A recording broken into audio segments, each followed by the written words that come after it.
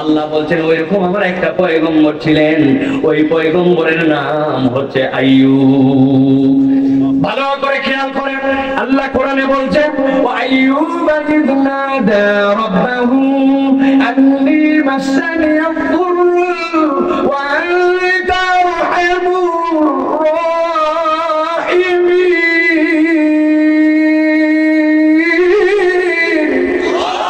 আমার রব্বুল আলামিন বলছেন এই দুনিয়ার মানুষ শোনো, আইয়ুব আলাইহিস সালাম আল্লাহর কাছে ডাক দিলেন, ডাক দেওয়ার পরে কি বললেন, কেন তিনি ডাক দিলেন? তাহলে আমরা আজকে তিনটা গুণাগুণের ব্যাপারে আলোচনা শুনবো। গুণ কয়টা? কথা মুখ দিয়ে বলতে হবে সবাইকে। তরুণরা বলো গুণ কয়টা? জোরে বলেন গুণ কয়টা? আল্লাহ রাব্বুল আলামিন দুনিয়ার বুকে যত মানুষকে প্রেরণ করেছেন সব মানুষকে আল্লাহ রাব্বুল আলামিন আমলনামার মধ্যে গুনাহ এবং আমলনামার মধ্যে সওয়াব, এই আমলনামার হিসাব লেখার জন্য দুইটা ফেরেশতা দিয়ে দিয়েছেন। আল্লাহ কোরআনুল কারীমের মধ্যে বলেছেন কিরামান কাতিবিন, এরা হচ্ছে সম্মানিত ফেরেশতা যারা আপনার আমার আমলনামার হিসাব লেখে। কিন্তু রব্বুল আলামিন বলছেন একমাত্র আমার পয়গম্বর যারা দুনিয়ার বুকে যাদেরকে আমি নবী হিসেবে প্রেরণ করেছি, রাসূল হিসেবে প্রেরণ করেছি, এই পয়গম্বরদের আমলনামার মধ্যে কোনো গুনাহ লেখার জন্য কোনো ফেরেশতাই নাই। কেননা পয়গম্বররা সবাই মাসুম, পয়গম্বরদেরকে সংরক্ষণ করে তাদের গুনাহ থেকে হেফাজত করেন যিনি, তিনি কে?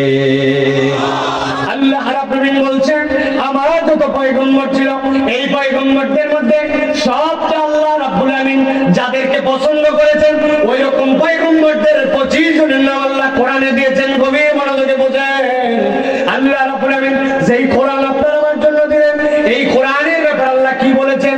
আল্লাহ রাব্বুল আলামিন দুনিয়ার মানুষকে জানিয়েছেন যখন আল্লাহ দুনিয়ায় কোনো কিছু সৃষ্টি করতে চেয়েছেন, ইযা আরাদা শাইআন আইয়াকুলা লাহু কুন ফায়াকুন, আল্লাহ বলছেন হও, সাথে সাথে হয়ে যায়।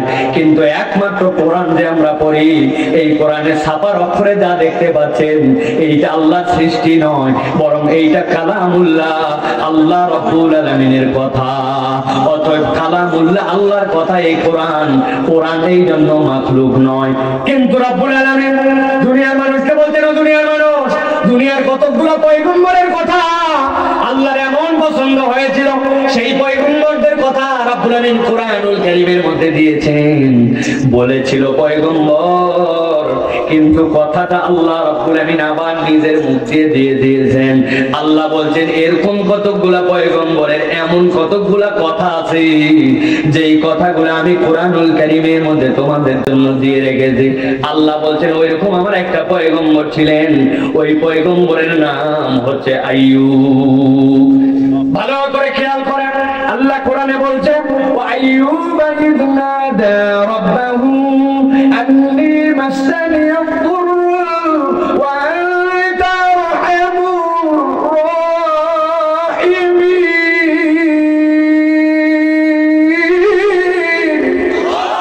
আমার রব্বুল আলামিন বলছেন এই দুনিয়ার মানুষ শোনো, আইয়ুব আলাইহিস সালাম আল্লাহর কাছে ডাক দিলেন, ডাক দেওয়ার পরে কি বললেন, কেন তিনি ডাক দিলেন? আল্লাহ বলছেন কেন আমি কালামটুকু কোরআনে দিলাম। দুনিয়ার মানুষ শোনো, আইয়ুব এমন অসুস্থ হওয়ার হলেন, আইয়ুব আলাইহিস সালামের অসুস্থতার ব্যাপারে মুফাসসিররা বলছেন তার চামড়ার রোগ হয়ে গেল।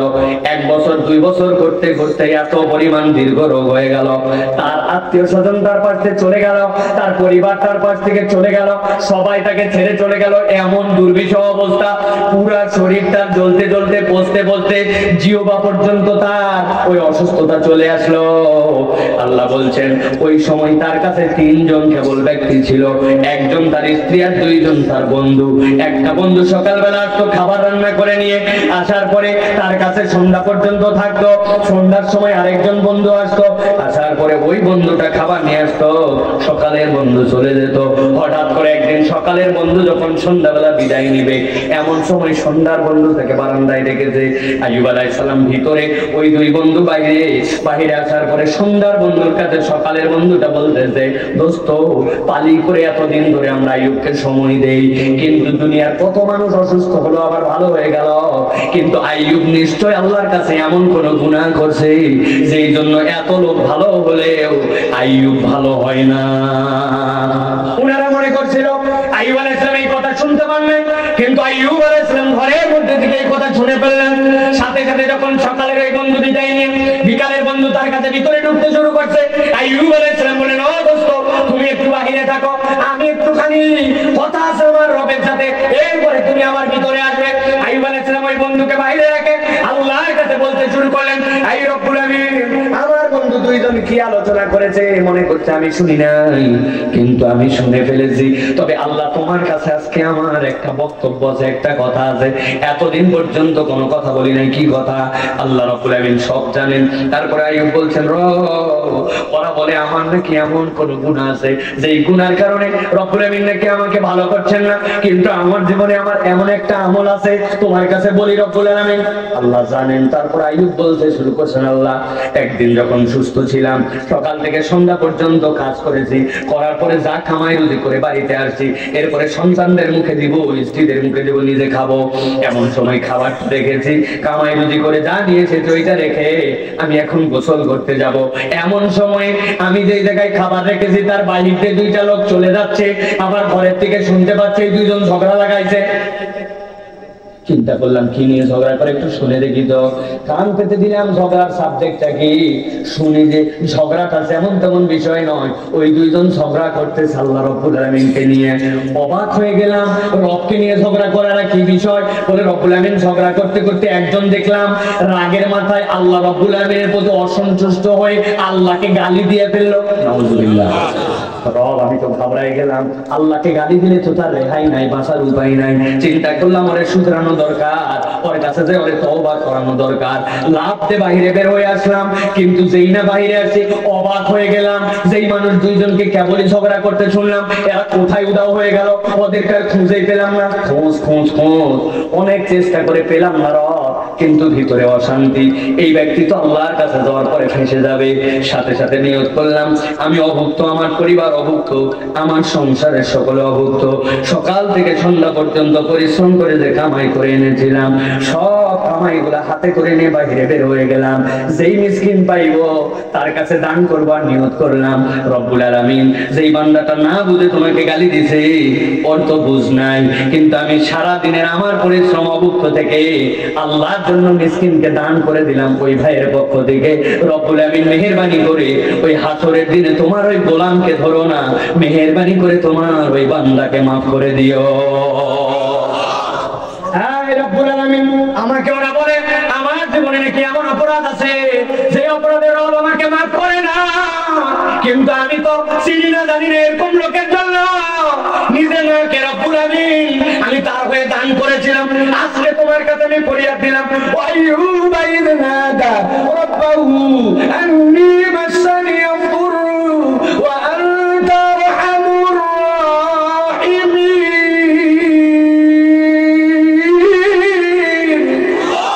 আল্লাহর কাছে ফরিয়াদ দিয়ে বসলো আইয়ুব আলাইহিস সালাম ওই সময়, এই রব আপনার কাছে আজকে আমি জানাচ্ছি।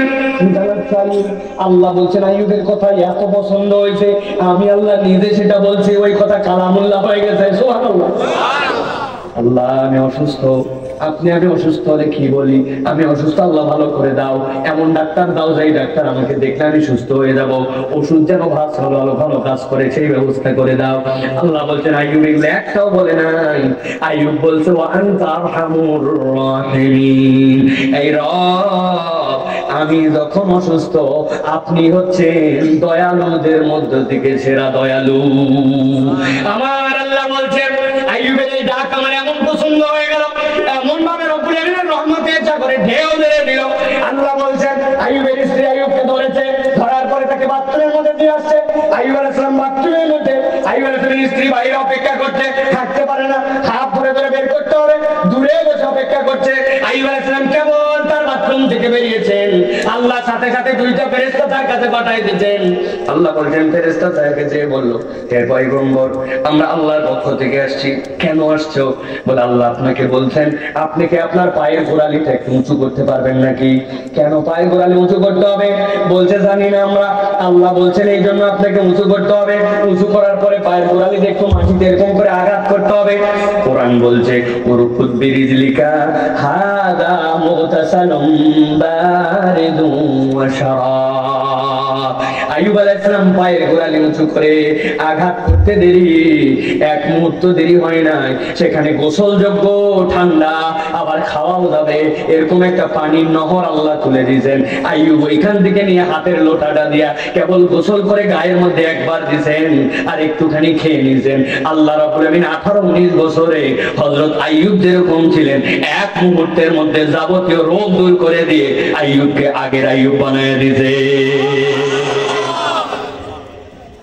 আইয়ুব আলাইহিস সালাম আসছেন, আসার পরে অপেক্ষা করতেছেন সেই জায়গাতে আস্তে আস্তে হেঁটে আসবেন, কিন্তু ওনার স্ত্রী তো জানে এই ঘটনা হয়ে গেছে। হঠাৎ করে দেখে একদম আইয়ুবের মতো দেখতে একটা লোক যায়, স্ত্রী মাথার ঘোমটা টেনে দিয়েছেন, গিয়ে বলতেছেন, ও যুবক, ইয়াংকালে তোমার মতোই দেখতে ছিল আমার স্বামী, তুমি কি আইয়ুব নামে একটা অসুস্থ লোককে দেখছো? আইয়ুব আলাইহিস সালাম বলছেন, কি বলো? ঘোমটা সরাও, আমি তো সে আইয়ুব, একটু আগে আল্লাহ আমাকে পানিতে গোসল করে এরকম বানায় দিয়েছেন। সুবহানাল্লাহ। আইয়ুব আলাইহিস সালামের ব্যাপারে আল্লাহ রাব্বুল আমিন কুরআনুল কারীমের মধ্যে এরপরে বলছেন, আমার আইয়ুব যখন ডাক দিল, এই ডাক দেওয়ার পরে কি হলো জানো নাকি? গভীর মনোযোগ দেন, খেয়াল করেন শব্দ বাই শব্দ। আল্লাহ রাব্বুল আমিন বলছেন, ফাস্তাজাবনা লাহু ফাকাশাফনা মা বিহি মিন দুররিন ওয়া আতাইনাহু আহলাহু ওয়া মিথলাহুম মা'হুম রাহমাতাম মিন ইনদিনা ওয়া যিকরা লিল আবিদিন।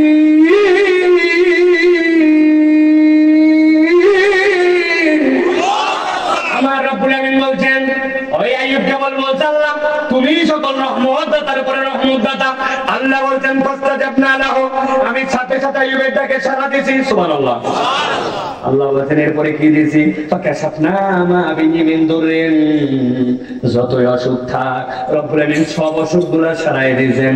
ওয়া আতাইনাহু আহলাহু, পরিবার সব চলে গেছিল, আল্লাহ বলছেন সব পরিবারকে তার কাছে ফেরত দিয়ে দিয়েছে।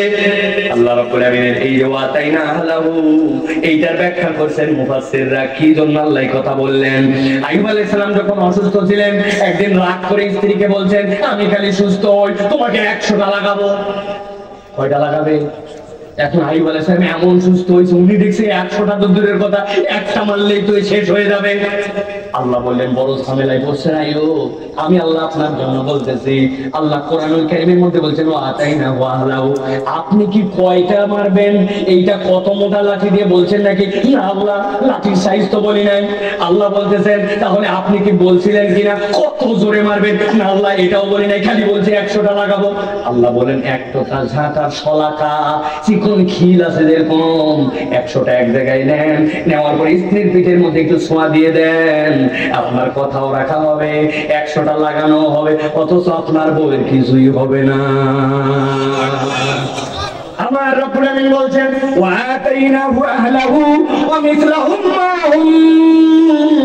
আল্লাহ বলছেন অনুরূপটাকে আরো দিলাম। মুফাসসিররা বলছেন তাফসীরে তাবারির ভিতরে আল্লাহ আলাইহিস সালামকে বলেন, ডান দিকে তাকান, কি দেখতে পান? বলে রব্বুল আমিন এখান থেকে গমের ক্ষেত দেখতে পাই। চোখ নামান, চোখ নামায় গেছে, উপর দিয়ে এক্সরে মেশিনের মতো একটা মেঘ চলে গেছে। আল্লাহ বলছেন আবার তাকান, তাকানো মাত্র কি দেখতে পান? যত গম ছিল আল্লাহ সবগুলাকে সোনায় রূপান্তর করে দিয়েছে। বামে তাকান, কি দেখতে পান? রব্বুল আমিন বামের দিকে জব দেখতে পাই। চোখ নামান, চোখ নামায় নিছে, এবার তাকান, আবার কি দেখতে পান? বলে রব্বুল আমিন আমি দেখতে পাচ্ছি এখন সবগুলা রূপায় রূপান্তর হয়ে গেছে। আল্লাহ বলছেন, আপনি একবার না বলেছিলেন রব্বুল আমিন আপনি রহমান, দয়াবান আর দয়াবান। আল্লাহ বলছেন, আল্লাহ যদি কোনো বান্দার ডাকে সাড়া দেয়, বান্দা যা চায় কমসে কম আল্লাহ ডবল দিয়ে দেয়। এই আপনাদের বাগেরহাটের মাহফিলে আইয়ুব আলাইহিস সালামের এই গল্প শুনে আমাদের কি লাভ? আইয়ুব আলাইহিস সালামের এই ঘটনা শুনে কি লাভ? এত হাজার হাজার লাখ লাখ টাকা করে হাজার হাজার মানুষ বসে আছেন, এই মানুষের মধ্যে আপনার এই আইয়ুবের গল্প শুনে কি লাভ? আল্লাহ বলছেন তাই তো, এই জন্য আমি আল্লাহ দেই নাই গল্পটা যে তোমাদের কাছে গল্প হিসাবে থাকবে। আমি আল্লাহ ছোট্ট একটা কথা দিয়ে সামারি করছি, এইটা যদি বুঝে না তাহলে তোমার মাহফিলে আসা সফল। আল্লাহ বলছেন ওয়া যিকরালিল আবিদিন, ও দুনিয়ার মানুষ, আইয়ুবের এই গল্প শোনানোর জন্য তোমাকে এটা দেওয়া হয় নাই। আল্লাহ বলছেন এই ঘটনার মধ্যে আল্লাহর আব্দ যারা, আল্লাহর গোলাম যারা, তাদের জন্য এর মধ্যে শিক্ষা দেওয়া আছে। এই আয়াতে কালিমার দ্বারা প্রমাণ হয় মুমিনের 1 নম্বর চরিত্র হবে সে আল্লাহকে মাহবুব জেনে নিজেকে এমন আব্দ বানাবে, নিজেকে এমন গোলাম বানাবে। একবার যদি বান্দা গোলাম হয়ে যায়, আইয়ুবকে আল্লাহ যেরকম ভালো করেছেন, সম্পদ দিয়েছেন, যা লাগবে তাই দিয়েছেন, কিভাবে হবে সেটা জানা নাই কিন্তু আল্লাহ দিয়েছেন। আল্লাহ বলছেন আমার গোলাম যদি জিন্দেগিতে গোলামিতে রূপান্তর করতে পারে, আইয়ুবের মতো কিয়ামত পর্যন্ত আমার বান্দাকেও আমি আল্লাহ দিতেই থাকবো। তাহলে 1 নম্বর গুণের নাম হচ্ছে আব। উচ্চারণ করে বলতে হবে 1 নম্বর গুণের নাম কি? আব বললে আপনার 30 সওয়াব। কয় সওয়াব? আইন বা দাল কোরআনের অক্ষর। আপনি সারাদিন যদি বলেন গরু গরু গরু গরু, সওয়াব হবে। কিন্তু আপনি একবার বলছেন বাকারা, যেহেতু কোরআনের সূরার নাম বাকারা, বাকারা মানেও গাভী, কিন্তু আপনার সাথে সাথে ওই জায়গায় 40 সওয়াব হয়ে গেছে। এই জন্য কোরআনের যে শব্দগুলো উচ্চারণ করতে হবে ভালো করে বলেন। তাহলে 1 নম্বর যে গুণে আমাদেরকে গুণান্বিত হবে, ওই হতে হবে ওই গুণের নাম কি? আইন দিয়ে সুন্দর করে আপ বলেন কি গুণ? কিন্তু একটু বুকে হাত দিয়ে বলেন তো, আমরা কি প্রকৃত আল্লাহ রাব্বুল আলামিনের গোলাম হতে পেরেছি? গোলাম যাকে বলে, যার নিজের ইচ্ছা আছে, সে কি গোলাম ভাই? আমার কোনো ইচ্ছা নাই, আমার মনিব আমাকে যা বলেন সেইটাই আমার ইচ্ছা। কিন্তু এখন আমরা